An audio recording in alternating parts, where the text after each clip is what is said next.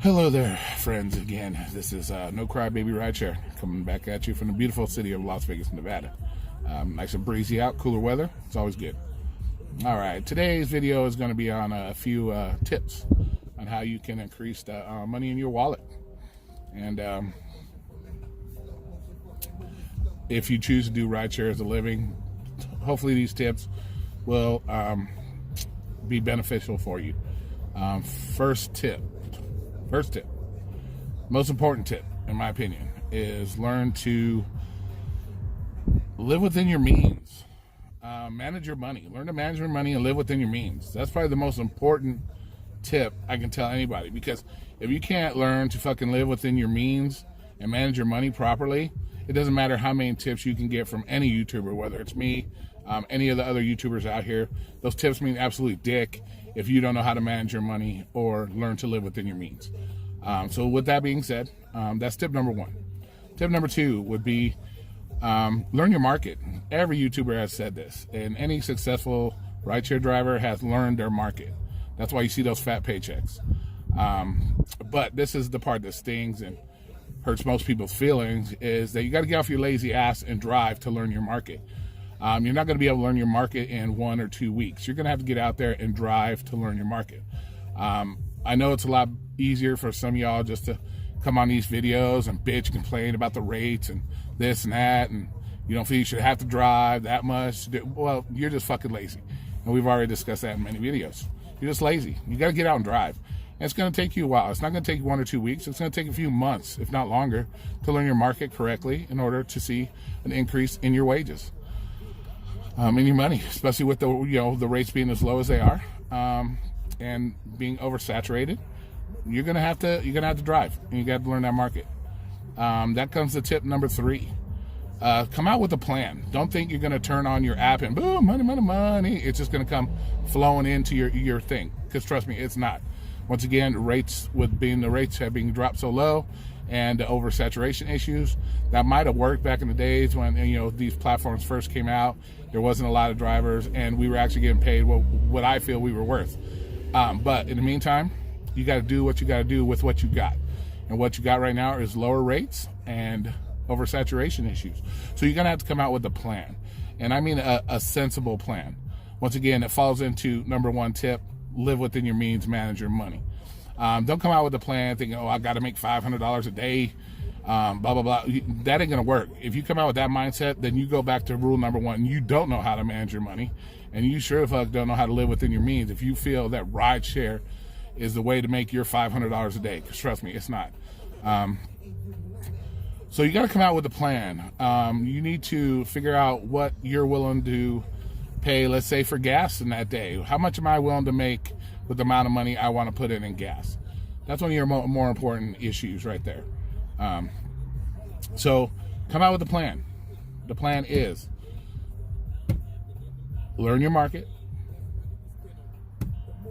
manage your money, live within your means, and have an idea of what you want to do, what you're looking for, what you're looking to get out of this business. Do you do it part-time just because it helps pay a few bills here and there? Do you like it because you like meeting people? Whatever works for you, but you got to have a plan. Okay, a plan. Tip number 4 is managing your expenses versus what you're making. This is another important tip. You got, like I said, this goes with making a plan. Know how much money a day you want to spend in gas. Don't go out there if you got to use $15 in gas, try to learn your market with your $15 in gas and see what you earn with that $15 in gas. Let's say you earn $120 with your $15 in gas. Okay, you've learned your market well enough to determine that, okay, I can make $120 on my $15 in gas. That's a plan. Okay, so now you know that I can spend $15 every day in gas, and I'm hopefully guaranteed to make my $120. That's a plan. Okay, and then from that point on, you can increase that. Depending on how many hours you drive a day, that all makes a difference too. But throw another $10 in. I want to make an extra $50. Throw an extra $10 and see how it works for you. That's having a plan. Working that system is having a plan. That's what you need to do. two major, I guess this would be tip number 5. Two major expenses I see with rideshare. One is gas. Two is vehicle upkeep. These are two very important things you need to manage very well. Managing gas is probably going to be number 1 in my opinion, because that's something you're spending out of your pocket every day. So like I said, have a plan. Know what you're willing to make with the amount of gas you put in your car. You put $15, you make $120. That's your goal for the day. Boom, you hit your goal, you're good to go. And then increase it from there. Like I said, don't come out here thinking that I'm going to turn on my app, woohoo, and make $500. It's not going to happen. You need to come out with a plan. Start small. All businesses start small, grow from that point to become successful. So start small, work your way up, increase. Once you learn the market better and better, trust me, that $15 might turn into $150. That $15 may turn into more. That's called learning your market, and that's the only way it's going to work. Is get off your lazy ass drive, come out here with a plan, and learn. The second part of this is the vehicle upkeep. Okay, and this goes just for lazy ass people. Don't be afraid to get your fucking hands dirty. Let's say, for example, you take your car every week to the car wash, $6 to $10 for your local car wash to wash your car, vacuum your car. Okay, you can go to any Walmart where you live and buy probably $30, $35 worth of products that you can clean your own car for a full year easily. And don't come out here bitching saying, oh, that's not possible. Trust me, it's possible. I've done it. So it is possible. All you have to do is get off your lazy fucking ass. If you can come on these videos for an hour and a half, put your little whiny ass comments on here. Oh, we're not making enough. We're being taken advantage of. Blah, blah, blah, whatever. Then you can take that hour and a half to get your lazy ass down and clean your own car, vacuum your own car. It's not that hard, and that's how you save money. Let's just take the smaller numbers. Let's say it's $6 every week. Times that by 52. What do you get? 300 and something. My math sucks. So, but it's probably about 300 versus, let's say, $35 in the products you bought from Walmart to clean your own car. Huge savings. $300 some savings. Okay, and that shit adds up. Also, when you do your own maintenance and upkeep, you feel more proud of yourself because you're doing something that's helping you. You're not relying, once again, on other people to do it for you. Take pride. That means you taking pride in your car, which is your business, by cleaning it yourself, and that makes you feel good inside. Now, the other part, vehicle repairs. That is probably one of the biggest maintenance things also. And once again, it boils down to just being fucking lazy. You can watch all these YouTube videos on rideshare. Trust me, YouTube has a gazillion videos on how to fix your own car. From doing oil changes, from replacing your brakes, from replacing your shocks or struts, replacing your windows. You can learn all this stuff off of YouTube and save yourself thousands of dollars in repair. You don't have to be the greatest mechanic in the world. But we all have a friend that's probably done some kind of mechanical work that has tools that you can use and use some of their, your benefit with them as a friend to help you with your car.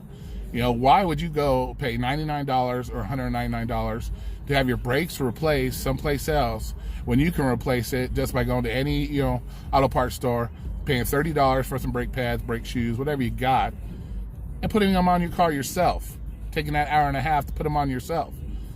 Okay, let's subtract. Let's do the math. $199, $30. There's $150, and that goes for any part of your car, except for major engine repairs and transmission.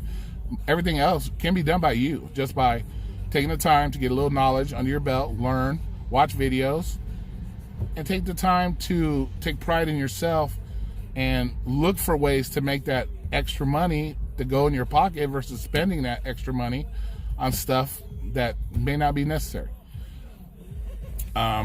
If you can do it yourself, always do it yourself. Oil changes, shit. Why would I pay $60 to get an oil change when I can buy the stuff for $20 and just do it myself within 30, 40 minutes? So those are huge ways to increase money in your pocketbook that people don't look at. People just look at, oh shit, I need brakes, I'm gonna go take it here. Well, we all know every mechanic shop is gonna try to butt rape you as much as they can to get that money out of you. when all you have to do is have $30 for some brake pads, put them on yourself. And you can do that just by watching any YouTube video and learn how to do that. Also, this is another important tip. Come out every night you go to drive, come out with a positive, great attitude that you're going to make those millions of dollars. Whether you make it or not, doesn't matter. But have that great attitude. Be a nice person. Be nice to your customers. And I don't mean by licking their buttholes, but just being nice. Engage your, say hello, engage your customers. Because trust me, that's going to put an extra 20% on top of those earnings for your rides. That's extra money in your pocket that you just by being nice to people and not being a dickhead and engaging your customers. Not all customers are going to tip. We all know that. There's some cheap ass people out there. But trust me, you can increase your daily wage by a minimum of 20%, if not more, just by being a fucking nice person to your customers. Engaging your customers. Yeah, I know it sucks. I got to say, I got to repeat the same answers 13 times for 13 different customers. But if that's what it takes to get that extra 20% of earnings in your wallet, fucking do it. Quit bitching about it and just do it. I do it every day, 8, 9, 10 times a day. I'm responding to the same questions over and over again. Does it affect me? No, because guess what? I make average $25, $35 a day in tips because you know what? I'm friendly. I engage my customers, put a smile on their fucking face.